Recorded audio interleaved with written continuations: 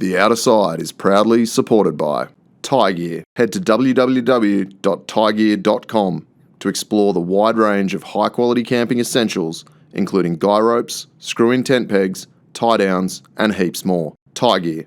Adventure secured. Dog and Gun Coffee. Check out www.dogandguncoffee.com to grab yourself some bloody good coffee ready for adventure. G'day and welcome to The Outer Side. I'm Tony, and in this episode I'm joined by Chase Gardner. That's me. Also known as Chasing Point. Yes. Welcome to the show, mate. He flew all the way over from Australia just for this. I literally flew from Australia and then drove across America. Yep. Which is California. To do this with you, yeah. the entire nation of California. Yeah. All right. Well, now that we've got that out of the way, I can see that this is going to go well. Yeah. Also, if at any point you just don't understand what Chase is saying, that's because he doesn't speak English. I told him I was going to try and talk like you guys, but then he told me not to. Yeah. I mean, you can. It'd be hilarious. It'll be really bad. I know one word. We're going to start with the fast five. So I'm going to ask you 5 questions. You're going to answer with the first thing that comes to mind. What is your dream car? I have ADD, so like it doesn't work like that for me. Okay. What is your dream car today? Dream car today is some sort of car or truck? Motor vehicle. Motor vehicle. I really want a Porsche right now. Okay. Really want a Porsche. What sort of Porsche? Like an old one?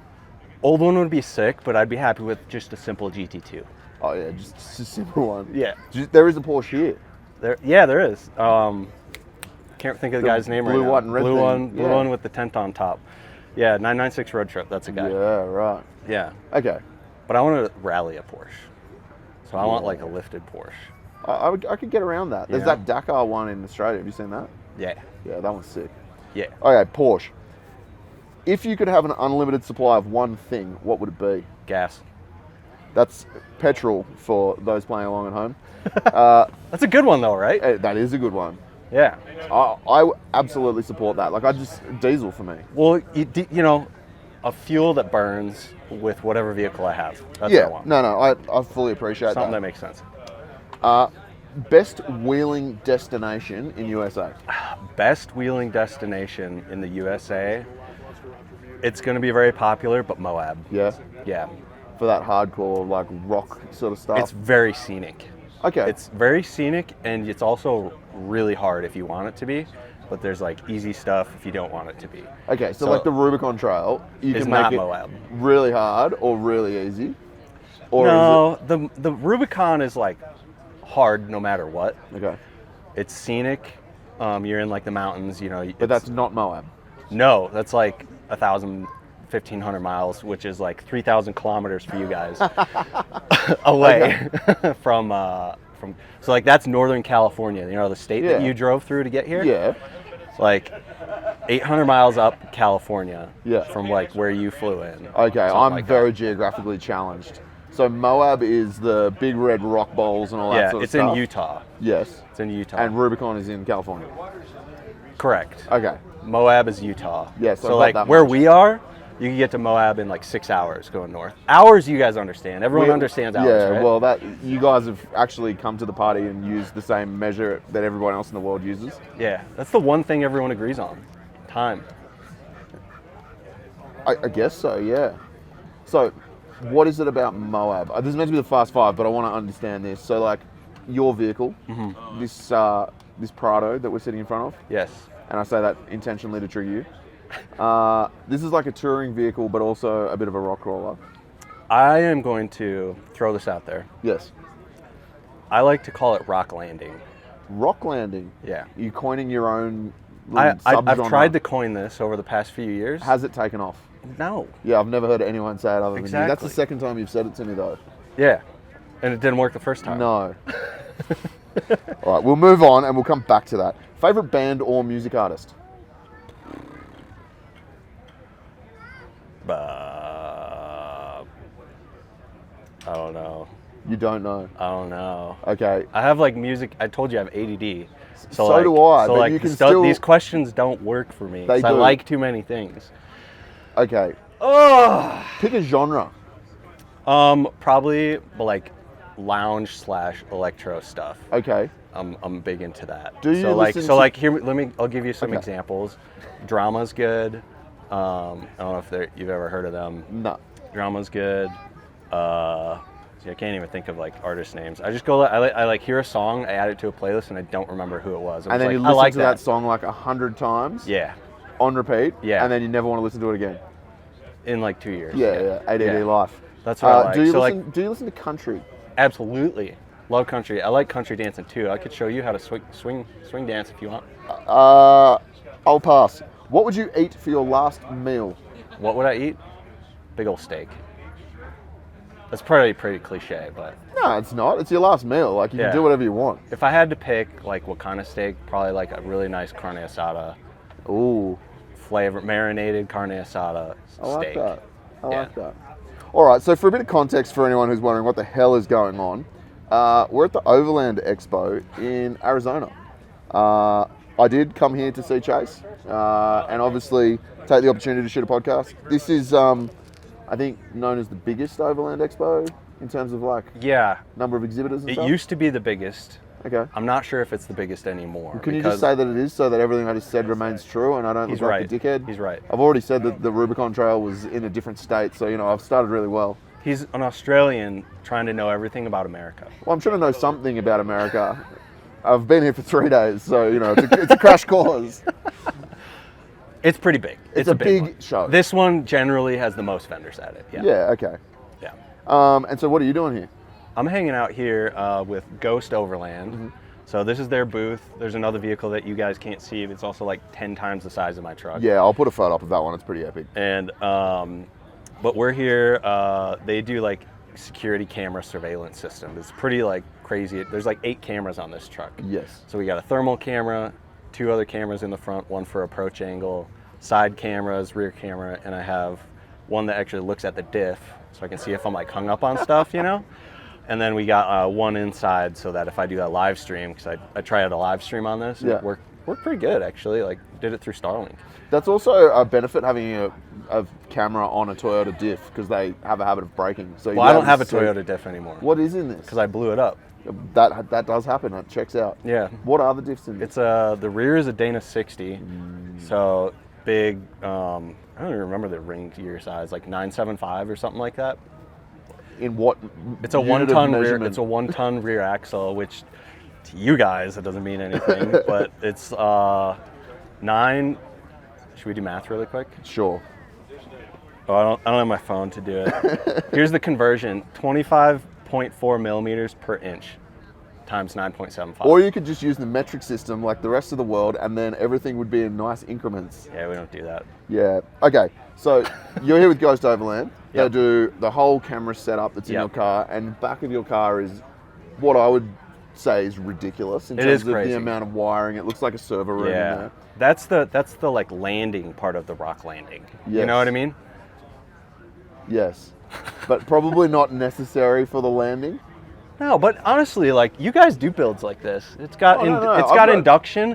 Induction was more popular over there than it is here. It's still like catching on. I've just set up induction in my 80 series. Yeah. I never thought I would do it, but you And know what? and it's fucking awesome, is it? We're Wait, not, can I curse nah, on this? ideally you don't, because I'll just like edit it out. Sorry. But that's all right. It's your It's first time. effing awesome. So what's the purpose of the camera system for you? Like, is it for when you're wheeling, or is it security, like first and So foremost? you could use. It depends what you're gonna put it on. Like something like this, people are using it for security. Yeah. Like if you are storing your vehicle somewhere, there's a DVR in there that records everything, Yeah. and it also connects to a network, so you can check it like your home security camera. wow. You know what I mean? And so that's how I live streamed it. Yep. But I can just pull up an app and like check out what's going on. And but for me, yeah, I'll use it like when I'm wheeling, because I do a lot of solo travel and solo wheeling. So like the side ones are nice to like see a shelf road or what's next Yeah. to me. And then like the approach angle, if my like nose is in the sky and I don't know what's actually happening in front of me, so I it's can like look having at a the spotter when you're solo. Yeah, it's pretty sick. And then And the for, diff one for obvious reasons, but we yeah. kind of skipped over that. Big diff. Yeah, huge diff, right? Massive. So what does that come out of originally? That's out of an American truck, is it? Camera or the diff? The diff. Yeah, it's out of like a 1-ton truck, so not this big, but like a 3500 or an F350. Yeah, is okay. what that comes out of. Yeah, right. And the vehicle off camera that Chase was talking about needing security is a 5500 Ram. Yeah, it's like a 2-ton truck. And I think I heard the owner of that business say it's $575,000 US. Probably. So yeah, it needs security. That's, Yeah. I don't know, at the current conversion, about 10 million Australian dollars. So yeah, everything's going well. So tell us more about this truck of yours. I jokingly referred to it as a Prado. It is not a Prado. But for anyone playing at home, Graham doesn't think it's a Prado either. Well, I mean, it's a Lexus technically. So Yeah. what is it? Well, I mean, technically it's a Prado. Yeah. It's a Lexus GX470, 2009 is the technical term. Yeah, so the equivalent of what we would call a Prado. Yeah. It has like I think the rear windows and stuff look the same. These are actually Prado gull wings. Okay. And then, but the front end is mainly different, and the taillights I think are a little different. Yeah, okay. But other than that, it's all the same, except we get like a really cool V8, and you guys have a 4-cylinder turbo So diesel. what V8's in it? Is it like a UZ? Yeah, it's a 2UZ. Yeah. So a quad can. It's like the most reliable Toyota engine ever created. That's gas. Yeah, I was going to say, but it's not a FTE. No, it's not. Yeah. I wish it was. Yeah, well, But it's a V8, and it's got torque, and it works really good. Yeah, and obviously highly modified vehicle. Yeah. Like, so He's told me it's illegal in your guys' place. It is very illegal. Like 500 so, tons. I keep wanting to bring it over there, but everyone tells me no. You can bring it over. You'll just go to jail. No, I won't get it back. We're not allowed to drive things like this in Australia. So you've got mega dog axles under it. It's obviously got a lot of poke. The front diff is stock. It is. Front diff is stock. Front Yeah, diff in these are actually pretty good. So how do you manage the track width from front to back? Have you got a wider wheel track at the rear? Yeah. I'm going to talk in inches again. Sure. Or we could do, it's like maybe 200 mil wider in the rear. Okay, so significantly wider. Yeah, it's 3.5 inches on each side. And then the front has a 2-inch long travel, so 50 mil on each side. Yep. And then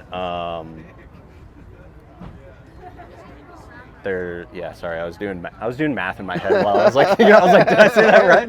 But yeah, so 50 mil wider in the front, and then like 75 or 85 mil wider on each side in the rear, and then 37 by 13.5, which is like the width. So that's like 370 mils or something. I don't know.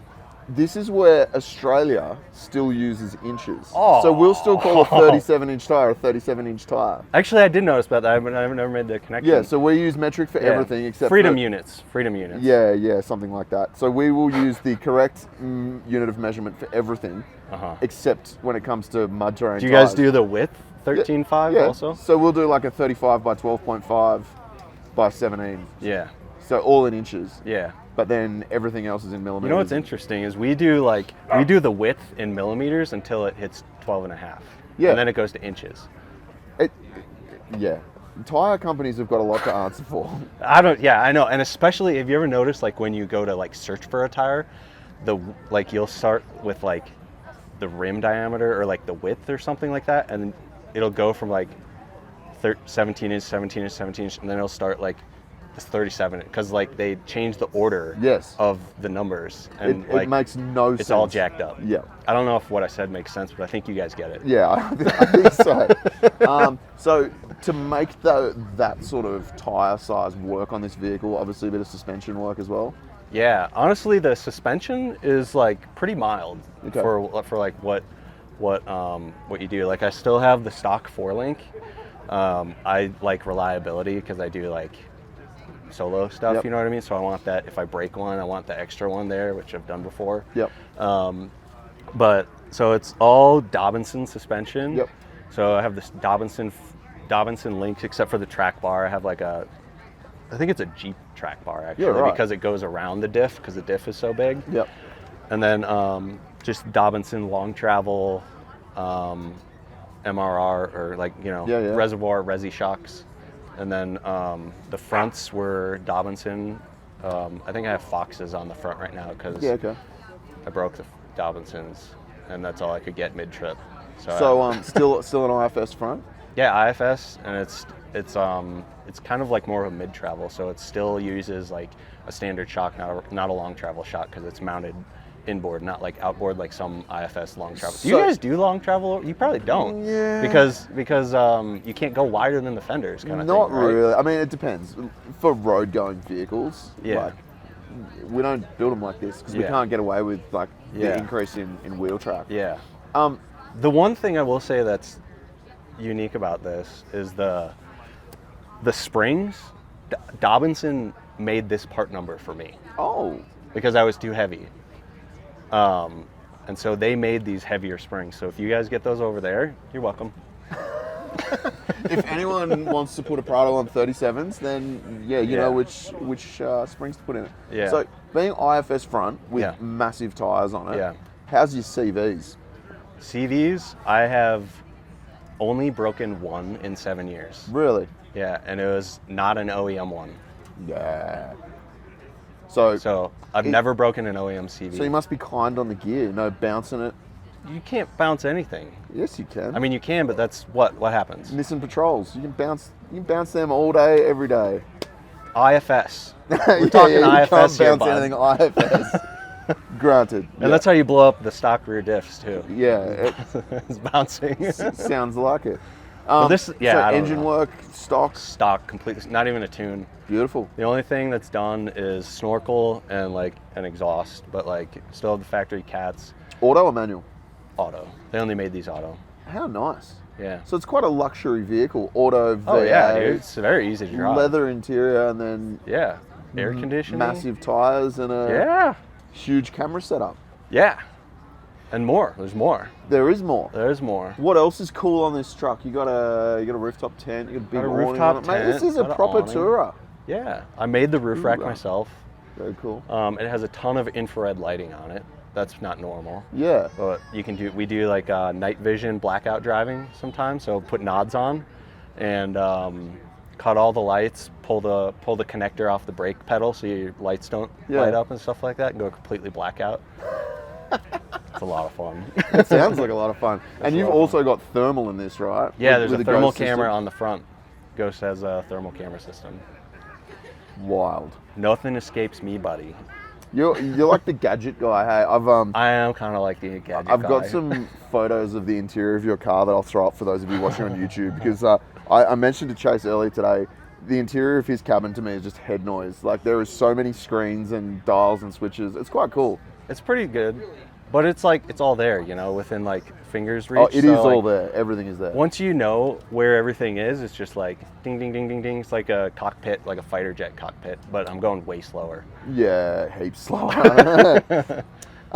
So what started this whole journey for you? Like, Good what question. got you into building a truck like this? And Yeah. like the exploration. So like, I started out in cars, drift cars. Yeah. I was big like Fast and Furious. Like what Fast and Furious came out when I was like 14, I think, Yeah. something like that. So that like screwed my whole life up basically. Yes. And so I like got into drifting early, right? So I showed you Yeah. the S13 build that I'm doing, which is actually like hybrid camping thing, but that's anyways, different story. But so started there, and then I just got burnt out with drifting because I was organizing the events, coordinating it, stuff like that. And I always liked photography. Yep. So I was like, astrophotography's cool. I like astrophotography, so I bought a 2-wheel drive 4Runner, actually to tow my drift car. Yeah, But right. then I was like, off-roading's like pretty sick. Yeah. And so I was like, well, this thing's 2-wheel drive. I got to get rid of this thing. And I was like, well, I like the size, but I want a V8 with and so for those of you that don't know, the 4Runner and the GX are like the same platform. Yep. It's a Prado. But the 4Runners came with V6s mostly, and the V8 4Runners are really hard to find for a Yeah. reasonable price here. All of these came with V8s, and ladies drove them to grocery stores and back and got Yeah. them serviced by Lexus the whole time. Yeah. So these things, when you find them, they're like mint. You know? And don't have the same like cult following, so they're cheaper, right? Yeah, like 7 years ago, these were like way under the radar, so you Yeah. could get them for like actually cheaper than a V8 4Runner. Yeah, right. And so I got this and started getting into astrophotography. And then I was gonna do like fine art prints. I was gonna do like art shows and like do like really big prints of like this astro stuff with like fancy crap. And then COVID happened. Yep. And all the art shows like closed down. And so I was like, well, most people like the truck pictures more than the astrophotography anyways, so I'll just start making adventure content, and then it just snowballed from there into like So this really, thing. it was a bit accidental. Like it wasn't Totally planned. accidental. Yeah, I mean, like when I got into it, I was like, whoa, I wanted to build this so I could like get out to like take the pictures and stuff. And then it became the focal point. Yeah, and then I just became obsessed with like what's the next thing I could put on it. Yeah, and I think you're at that point now where there may not be anything left to put on it. We can cut it in half. You should. You should cut it in half. I should cut it in half. Are there any Prado utes anywhere in the world? I don't think I've seen one. I don't know. I haven't seen one. Well, there is now. One guy cut his here, but he doesn't have a tray on it. So it's just like a simple chop with a single cab. Yeah, okay. But I would want to do a dual cab, extend the frame, and tray and canopy it. If that's what I did. And then I would sass the front and put 42s on it. Of course. And still drive it on the street. Yeah. Yeah. The jealousy that I can feel building inside my body. How sick would that be? It would be amazing, but you know what? I reckon a single cab one of these would look sick. I feel like it'd be super cool. Yeah, Why don't you do a probably. single cab with like a real simple tray and then put 42s on it and Because I need a back seat to like hold on my camera gear. yeah. You know what I mean? I do like the reach around thing too much. And I want to bring a little kitty cat. Reach or a around dog or probably something. means something different in America to what it means in No, it Australia. means the same thing here. Oh, good. Like I said, I like to do the reach around. Yeah, I know a few people that like doing a bit of a reach around. But anyway, it's a family show, so we won't get into that. Okay, so in terms of like common overlanding or wheeling vehicles in America, this probably isn't one of them. Is that fair to say? They're In terms of more. this You model? see them more now. Yeah. They're not as like Do you think that you had some part in blowing that up and making them? maybe. Yeah. I don't know. I mean, I was like one of the first ones like wheeling these like hard Yeah. and like taking it to Moab and like smashing it and that kind of stuff. And people, I probably accidentally contributed to that. That driving wasn't the my class up. intention. I just wanted to like do something a little different. Yeah. Okay. And I liked being when people are like, "What do you off-road?" and I just say a Lexus, and they're like, "What? Yeah, What do you mean?" yeah. Now it's like normal, but Yeah. back then it's, it was fun to it's say. not like saying, "Oh, it's a Jeep." Yeah. You know. Yeah, and it was different. I like doing things differently, Yeah, I get that. so that's why. I get that. So you've talked about cutting this car. Is it going to happen, or are you going to do something different? What are you going to do? You told me like nearly a year ago you're going to cut this car. Undecided, dude. Undecided. It's still whole. Just run a grinder through it and then go from there. I need to try. I'm not doing it until I have a tray and canopy for it. I can't help you with that, unfortunately. I know. I do other things. What do you I know do? a guy, What do you though. do? I know a guy. You know a guy. Okay. Yeah. I'm sure Timmy could sort something out for you. Hi, Tim. Miss you, buddy. Yeah. So you've met a few of the Aussie boys over here. Oh yeah. So I've spent a lot of intimate moments with them. I'm sure you have. It's one way to get close to a bunch of dudes. Yeah. Just, living with them for a few weeks. So you Oh, did yeah. a number of Full Drive 24/7 episodes. Yeah. So how many did you do with the boys? Well, I was with them for all 8 of them. Oh, true. All 8 of the U.S. stuff, I helped them plan and help guide them through. Yeah, and right. Stuff like so you're like that. the tag-along tour leader.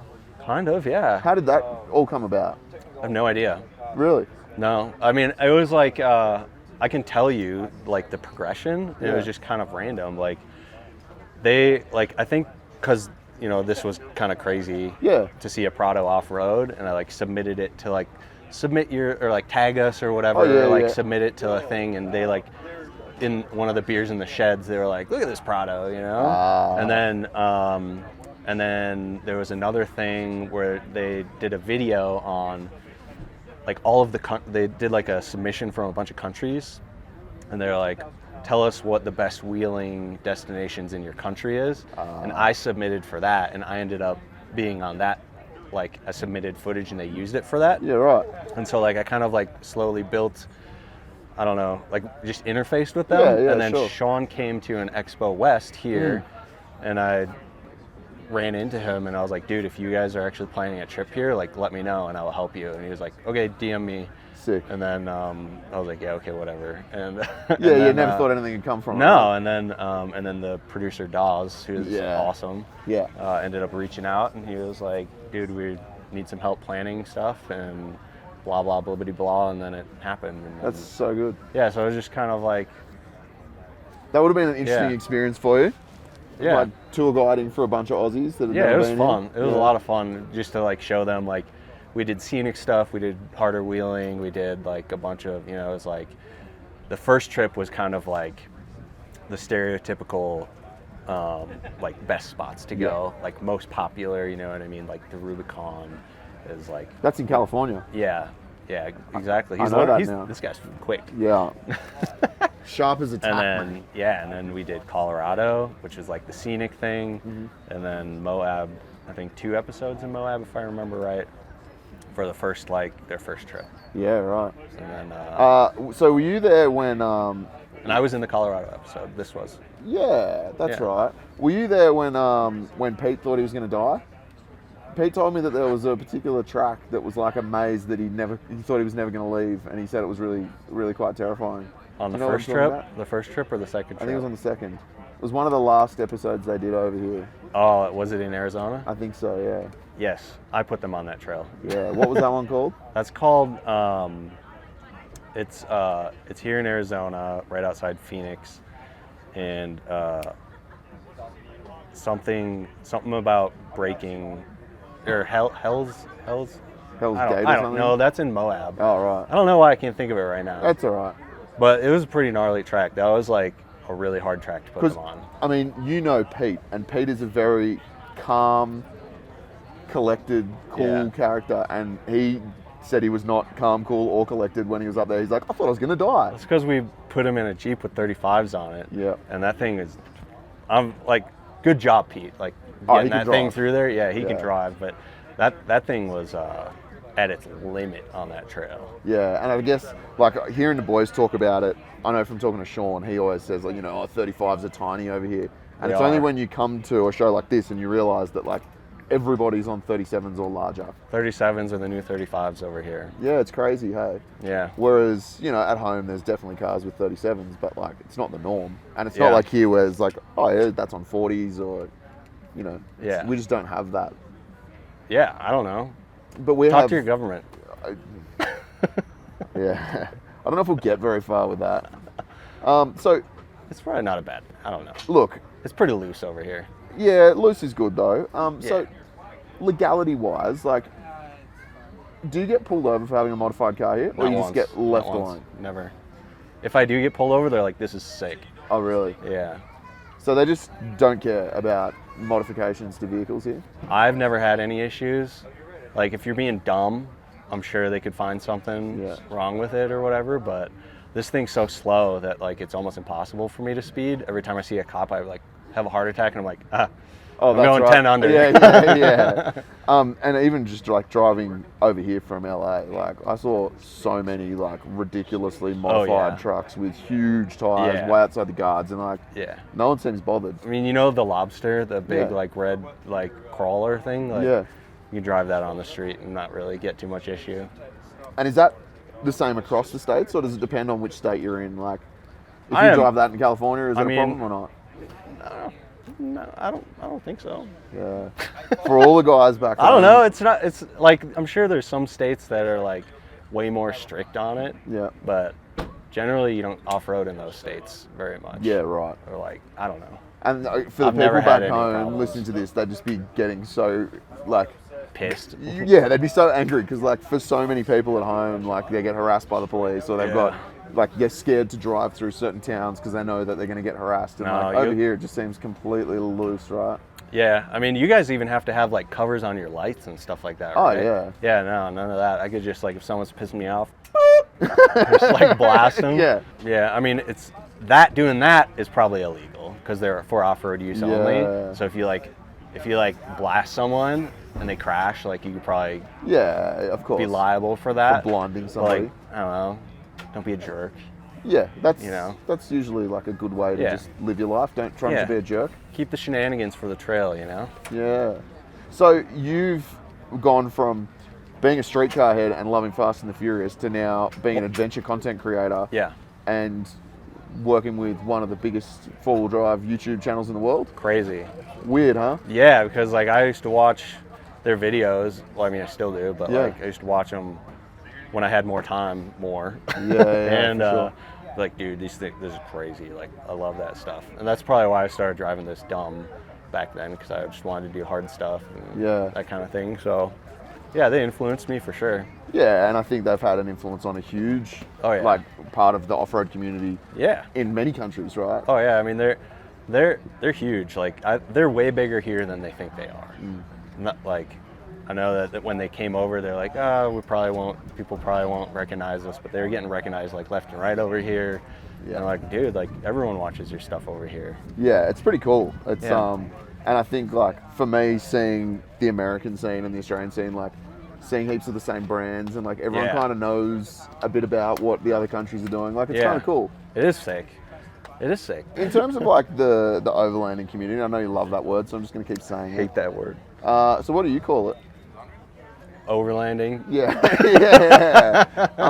So you've been, how long did you say you've had this car for? 7 years? 7 years. 2018, probably right around this time. So in that time, have you seen like much change in terms of like this industry? Do you think it's like, is it growing? Is it getting bigger? Are there like more players coming in? I mean, like, yeah.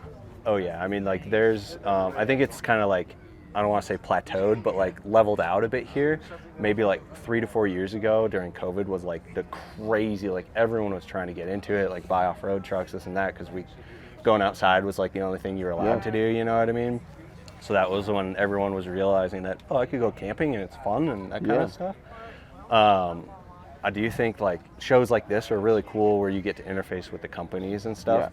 But I also think it's important for people to realize like you don't need all like the crazy stuff. It definitely is fun to have and it's nice to have, and like you can do it, but like just I think getting out there and like camping and like experiencing it is way more important than having like the latest and greatest, you know what I mean? Yep.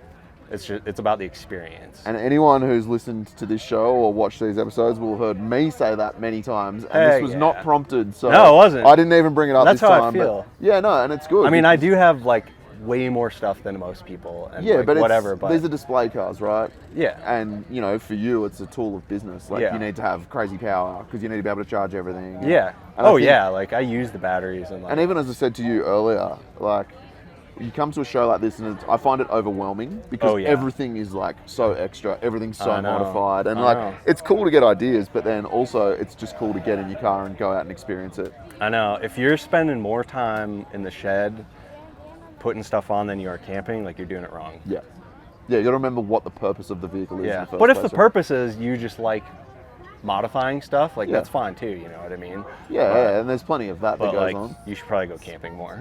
Yeah, it's heaps more enjoyable. Oh yeah, dude. I work on cars because I have to, not because I want to. I know. When I go out there, like my brain literally resets. Yeah. And this is, I don't know. It's just like being in nature and that kind of crap, and you're just like looking at stuff, not getting distracted by like screens and like traffic and all that crap, and then you come back and you're like, oh, the real world kind of sucks. Yeah. And like you mentioned a couple of times that, joking or otherwise, about ADD. Yeah.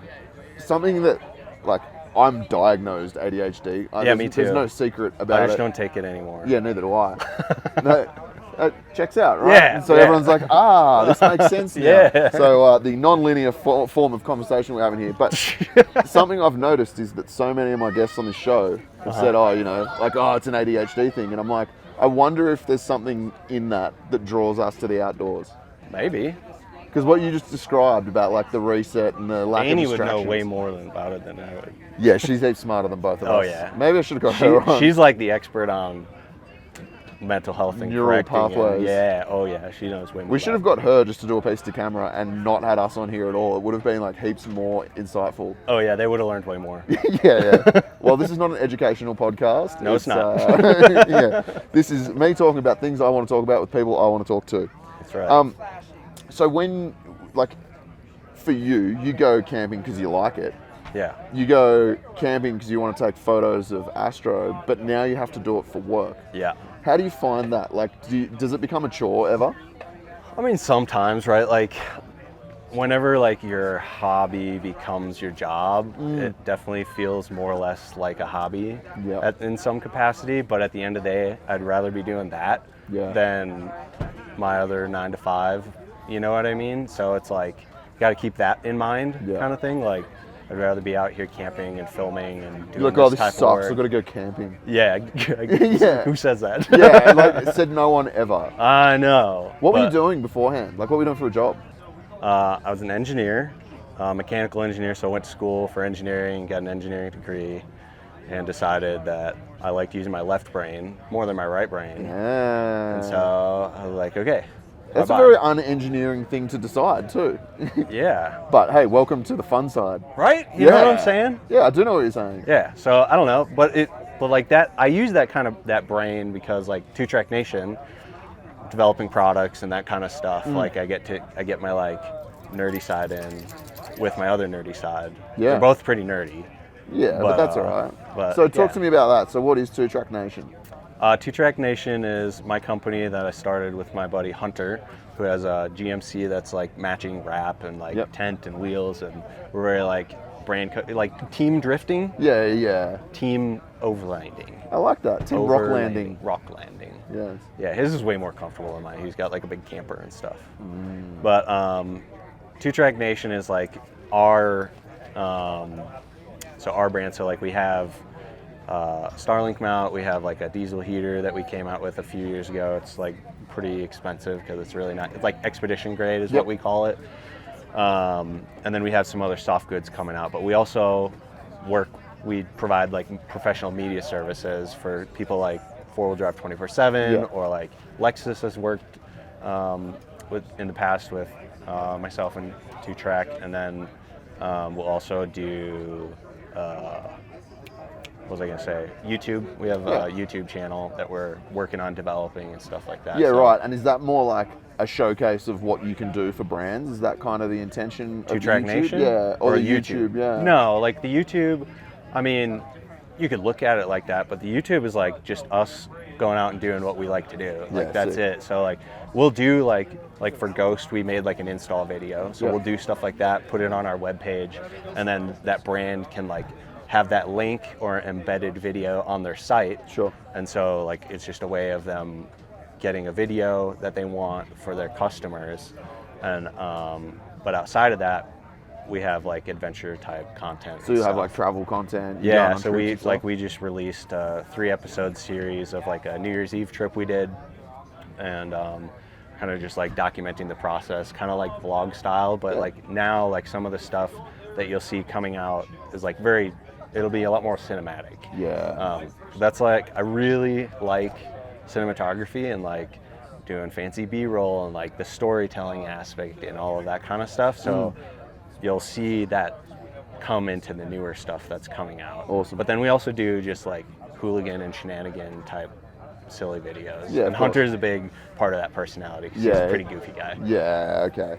And I think like, particularly now with YouTube, like there's so much, I don't know about the US off-road scene, but in Australia, like there's heaps of GoPro stuff and like people shooting on mobile phones, and like that's all fine. Yeah. And like some of the most successful YouTubers shoot on GoPro, right? But I know, like my background is video, and I know like when I watch something that's really cinematic and really well produced, it makes you feel different. Like you see it in a different light. Yeah, and like a lot of my short form stuff, I put like you'll see that like there's. Like it takes me a really long time to find an audio that I want to use. Like it has to match the mood of the video and like that kind of stuff. So like you bring emotion into it, and so you can like really feel. Because what I like try to do is like I want you while you're watching the content to feel the way I did, like in the moment. Yeah. And like you can't do that if you're not out there. But if you use like sound design and like fancy or like well thought together clips and things like that, like you can portray that, and like that's a good movies do that. You'll like get emotional, cry or whatever, you like be scared, that kind of stuff. That's like my goal. So, eliciting an emotional response from the viewer. Right? Absolutely.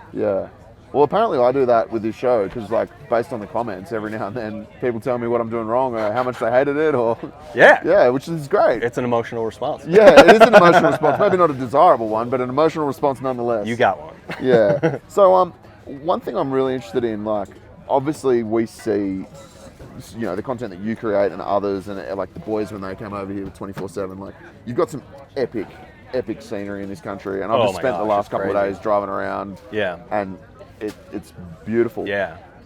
Tell me though, in terms of like access to land over here? How does it work? So you've got like national parks. I've been to a few of them this Correct. week, and I've got like paid entry, and it's all Yeah. quite controlled. So it's similar. Avoid to what we've those got at all home. cost. Yeah.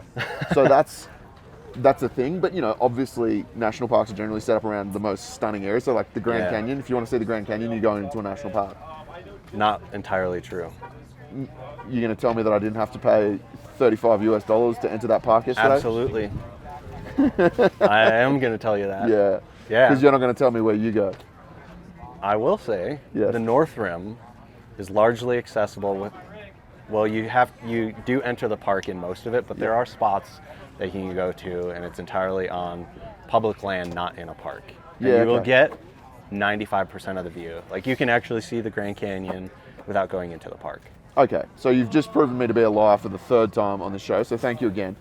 You guys keep it tally? Is that right? What I'm getting at though is there's national park lands, but then you've got other public land that's accessible here. So Yeah. tell me about that. What's Yeah, so like the if you go main- out camping or wheeling, where are you going? There's like 4 or 5 types of land. There's national park, like you said. There's national monuments. The rules of those are about the same. You can't fly drones. You can't camp. There's no dispersed camping Okay. in there. It's like a campground or like designated dispersed camping, but it's basically a campground. Yep. Then there's recreational areas, which are for the most part, there's a couple types. There's like OHV, off-road OHV areas, which is basically a free-for-all. Like Yeah. you can literally go wherever you want. Like there's no such thing as off-trail in an OHV You can just do whatever you can want. rip around like Sand Hollow, where we took the four-wheel drive boys. It's pretty much like an open park, like do whatever you want. There's a few of those like placed around. Actually, there's one here in Flagstaff called the Cinders, and you can just send it pretty much. do whatever you want. Yeah, there are like main trails that you should stick on, but like for the most part, it's just like go wherever. Yeah, And then there's the recreational areas, which are they're public land, a different kind of public land. I don't really know what the difference is, honestly. Yeah. Then there's BLM, Yep. which is the most popular public land. There's dispersed camping. There's different rules for dispersed camping. Some is like within, X amount of feet of the road or whatever, but generally there's like camping spots along the road or at the end of a road or something like that, and you can camp there. Yep. Like no reservation required, no, No, like, you have to whatever. pay to go no, there? no paying. Yeah. No, so like national park and national monument are probably the only two that you really have to pay for like an entry fee. Yep. There is state trust, which is another kind of public land that you can camp on and stuff like that. But if you're going to camp, you have to have a permit. Yeah, okay. But it's $15 for a year. Yeah, so cheap. So it's like nothing, Yeah. It's like, and I've never seen anybody out there looking for permits. Yeah. Ever. So it's like one of those things Never. that you are supposed to get a permit, Yeah. but don't need Yeah, to. and then there's national forest, which is very much like BLM land, Okay. but So a little bit BLM's different. Bureau of Land Management, Correct. right? So you can take your cars there and you can, Yep. free camp or whatever. Mm-hmm. Can you shoot on that land? Absolutely. Fires, dogs, Pop, pop, pop, pop, pop. no worries. Like, No worries. Just anything- I mean, anything the, goes, the right? the fire stuff. They do have fire bans a lot of the time, like in Arizona, because it gets really dry, or Yeah. like any desert space. So there are definitely fire bans that occur, mostly in national forests. Yep. But definitely on BLM, there ends up being fire bans and stuff too. yeah, okay. But I suppose, like, comparing to what we have back home, the closest thing we'd have to that would be like a state forest. In I don't know what terms that of, is. Yeah, well, it's basically the same thing, but they're working forests. So, like, they're still logging it, right? Yeah. So there's still, like, a lot going on. Oh, in okay. those. So there's like trucks and like Yeah. logging, like you're driving down the road and you're gonna like get smoked by a semi carrying 25,000 logs. Potentially, yes. It's like Nice. some final destination sort Oh, of yeah. moments. But Okay. we don't really have any land set aside specifically for recreation. That's why I was really keen to hear Yeah. about it, because when I hear about like BLM and recreational land, it's a foreign concept to us. Yeah. So Moab is all BLM land. Yeah, right. And BLM, like Moab, is I know you guys deal with like trail closures and Yeah, stuff a lot big time. recently. BLM, like Moab, just had about 350 miles of trails closed last year Yeah, right. because of people like Moab is so popular that people just think it's like a circus and you can do whatever you want. Yeah. Like they get the razors and they're like, haha, this is my like go-kart for the day and I'm going to do whatever they want. And then it like trashes it, ruins it for everyone else and that kind of stuff. And you can't do that on any land other than OHV. So what were the reasons for the closures? Was it like just people disrespecting it? A lot of that. Some of it is like, I mean, I didn't look at the official reasons, but most of it is like misproper use or like trash being left around, like, you know, toilet paper, like people like really trashing it, like not like there's a whole like leave no trace thing. I don't know if that's like a phrase coined over there. Yeah, probably not to the same degree that it is here, but like absolutely, it's like whatever you take with you, take it back out. Yeah, don't be a jerk. Pretty simple. Yeah, just pick up after yourself. Yeah, like that's all it is, and stay on the trail. So who's closing that? It's BLM, and they're saying you can't be trusted. You're disrespecting. Yeah, so they'll literally close it. Yeah, and is that a permanent closure? Yeah, it's done. Like it's like goes through like, I don't know if it's court, but like you can. There's like lawsuits and like court appeals happening right now. Like there's a bunch of organizations that are leading stuff to try and get access back to it. Yeah. Yeah, it's basically like closed, and like if you do it, you'll get a fine or like I don't know if you'll get arrested or whatever. And is that patrolled out there? Like are there rangers and stuff in those sort of areas? Again, haven't really seen many of that, but Moab would probably be one of like the more popular. Just because of the volume areas. Of people that go there. It's so popular. But yeah, and then sometimes they will close trails for underuse.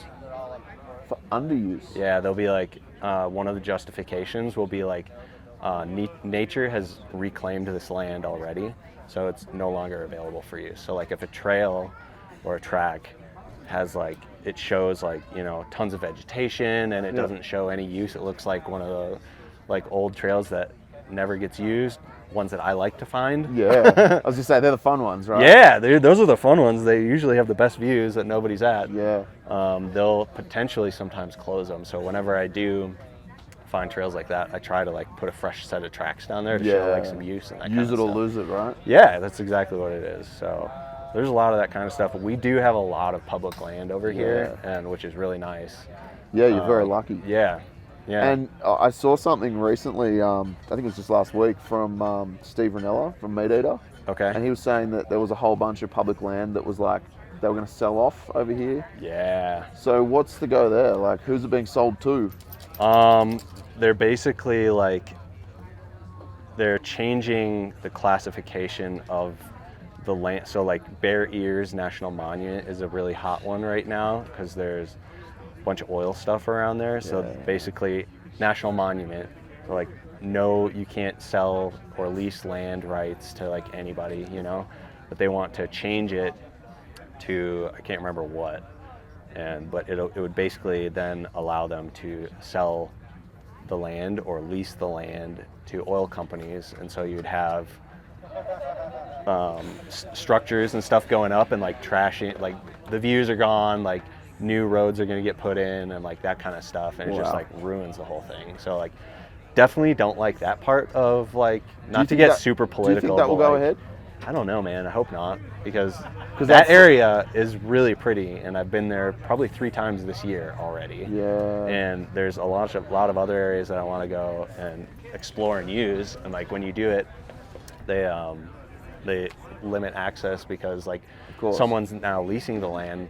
They'll just put a gate up or something like that, you know what I mean? Oh, absolutely. Like they will. Another thing that happens here with the land is like mines will oftentimes, like there's public land and they want to mine on it. So they'll like buy parcels around the public land, and then, but there's public land in the middle. But you can't access it. But you can't access it because the private's around it. Yeah. And then after a certain amount of time, they can say, oh, nobody's used this, and then they can like basically get ownership of it. Wow. And it's messed up. Yeah, that would be very frustrating. And I suppose like to convert like recreational BLM land to a mine or to a gas field or whatever, I'm like, okay, it's not right, but I can see that could happen. But like a national monument, surely there's some protection to stop that happening, right? You would think so. You would think so, right? Yeah, I mean, there's like that's like our whole national parks thing is for like protecting these beautiful places and like stuff like that, so people can see. And so like it's public land, so like are you gonna give taxpayers back a bunch of money? Yeah. Because we've been paying to manage it. Yes. You know.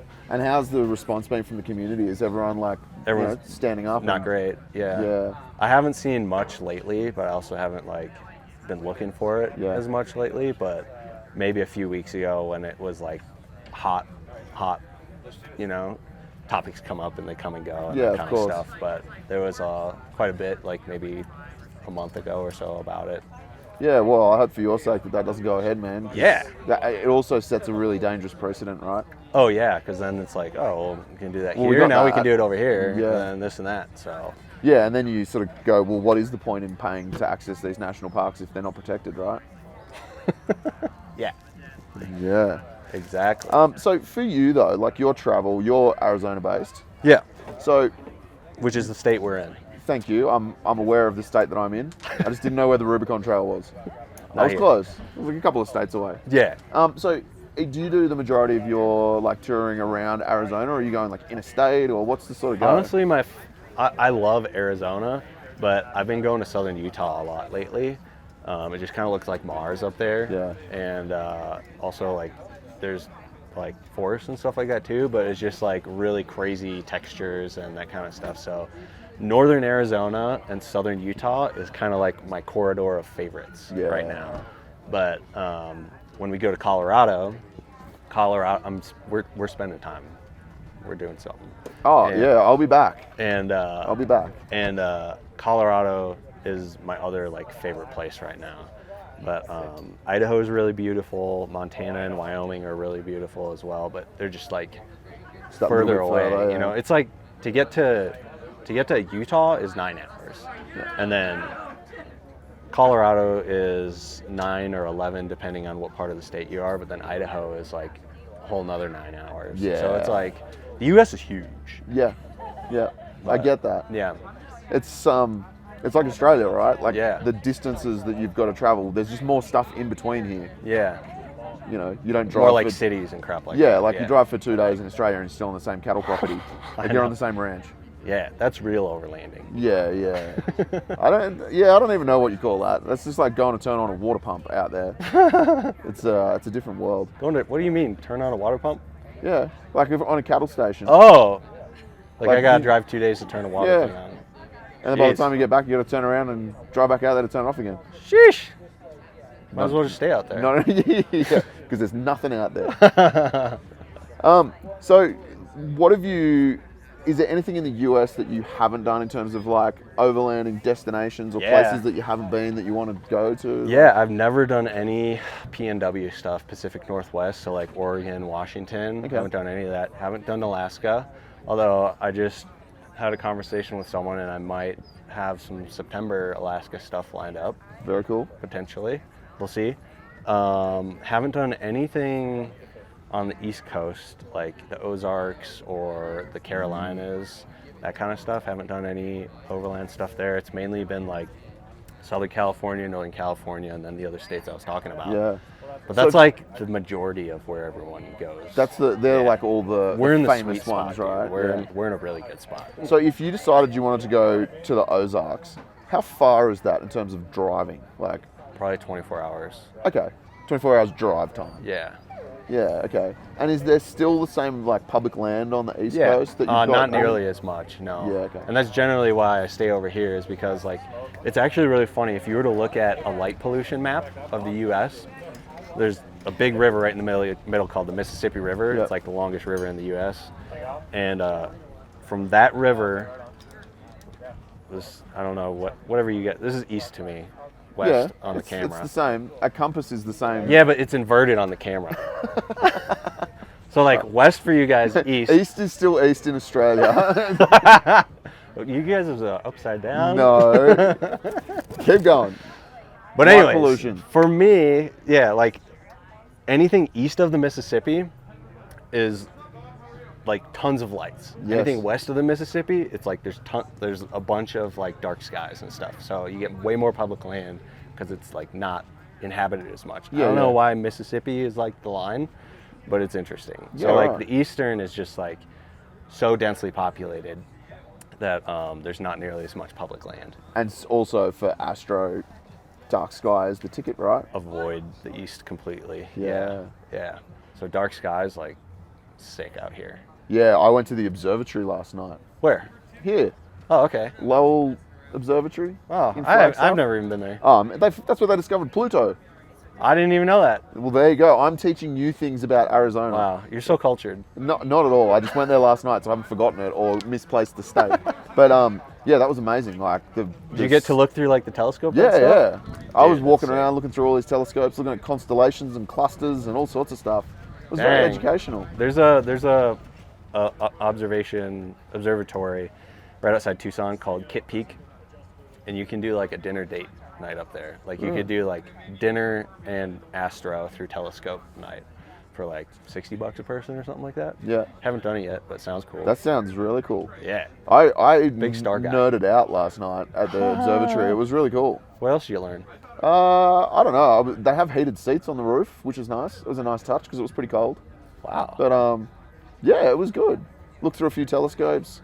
They were showing us this star that was 33,000 light years away. I'm like, I can't. It's mind. See, that's the distance boggling. that we also share. Light years. That's true. Yeah.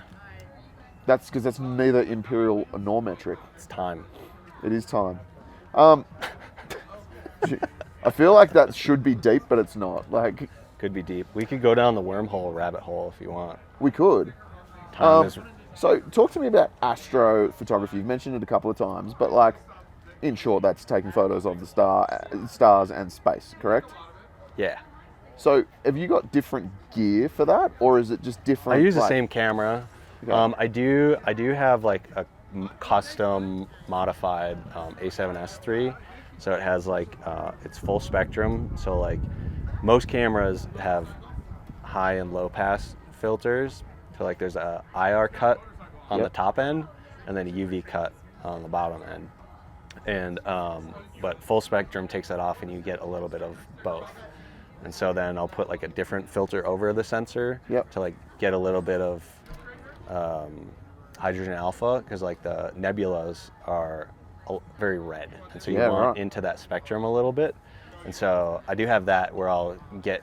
That's how you, if you ever look at a Milky Way photo or something and it's got like really big red stuff in there, like they're probably using a modified camera. Yeah. But you can take crazy photos with a normal camera. Yeah. You know? It's unbelievable what you can do with those like little Sony A7s now, right? Oh yeah. Putting it on like a tracker that like rotates anti the earth helps a lot. But I don't really use mine that much anymore. No. No. So was that you're going for like shorter exposures? So you don't need like to 25 seconds or so. Okay, so not super long. No, but like if you're going like 2 minutes or something, you need it on a tracker. Because otherwise everything just blurs, right?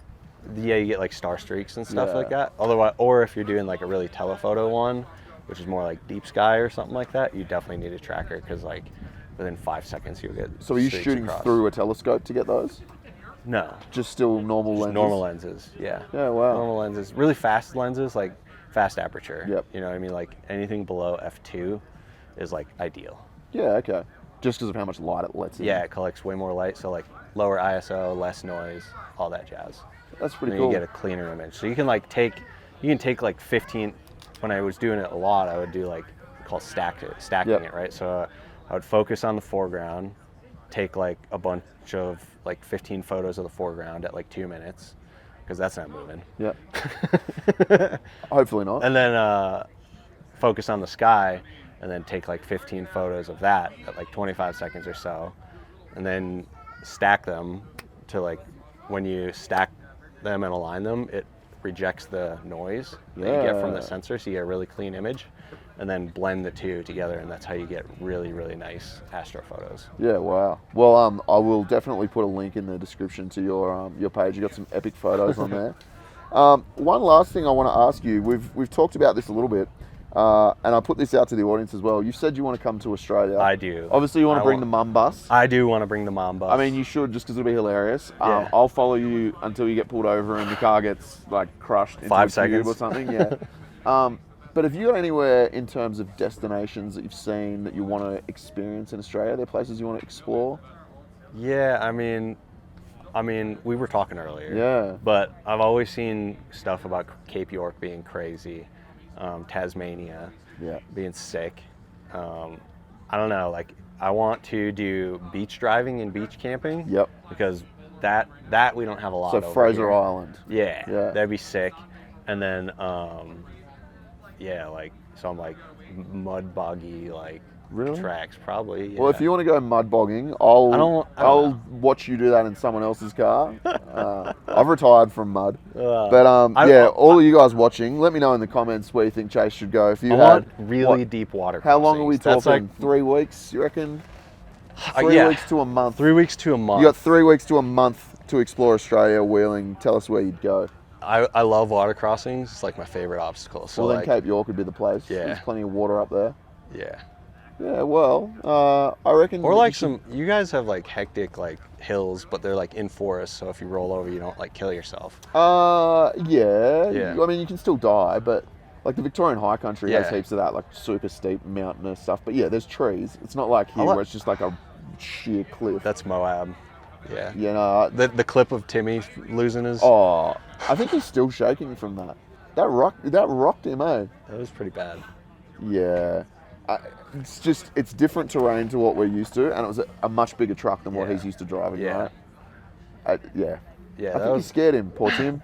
It definitely shook him up. He was, you know, and we're not talking crap about Timmy here, but it was like any event like that is going to shake you up a little Oh, bit. yeah, you know? 100%. But he was. It took him a little bit to get more back comfortable Yeah. on the trip. And Tim's the first one to tell you he's not like a hardcore wheeling guy. Yeah. He's a touring guy. Yeah. So you definitely pushed him to the fun. limits out here. It was fun. I had fun.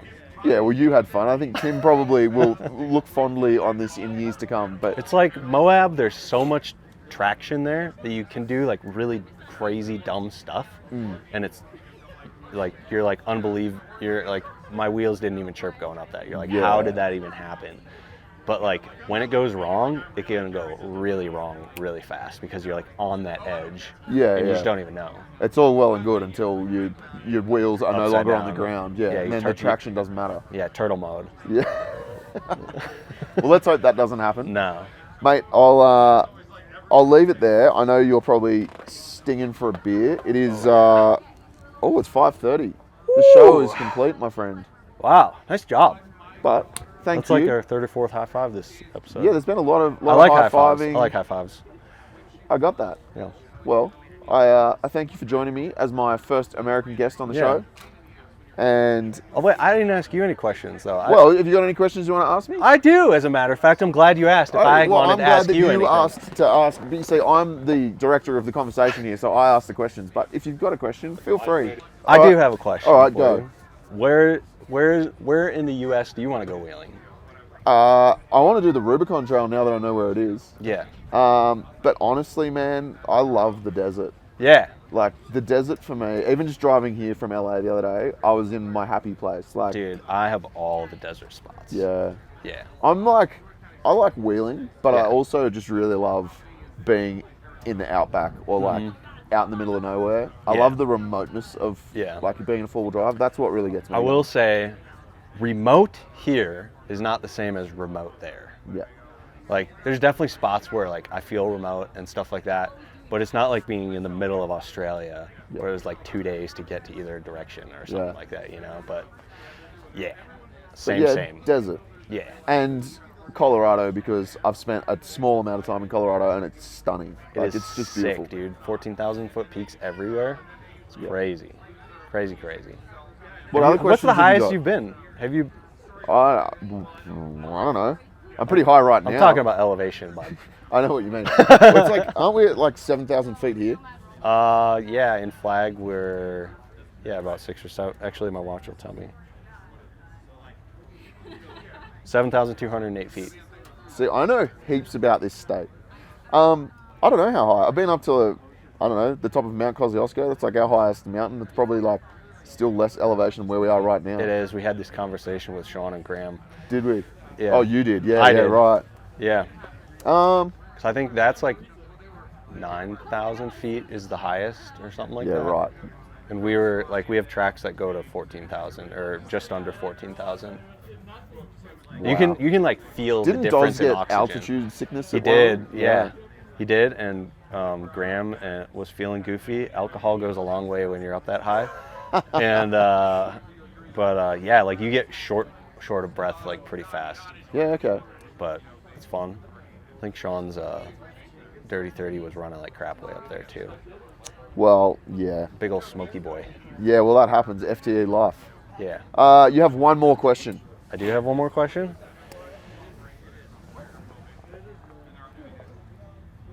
I don't have any more questions. No more questions. I'm going to use my last question to ask if you have any more questions. I have no more questions, but I do thank you for taking the time to sit down and talk to me. I know these shows are a busy thing. You got lots of people coming and wanting to get influencing tips from you. Sierra was just here before. I think she wanted some influencing tips. So Yes. Hope you helped her out with that. I don't know. I'm not very helpful sometimes. Well, it's been a ride, mate. Yeah, I'm going to leave it there, and I'll put the links to your YouTube and everything Cool. in the description.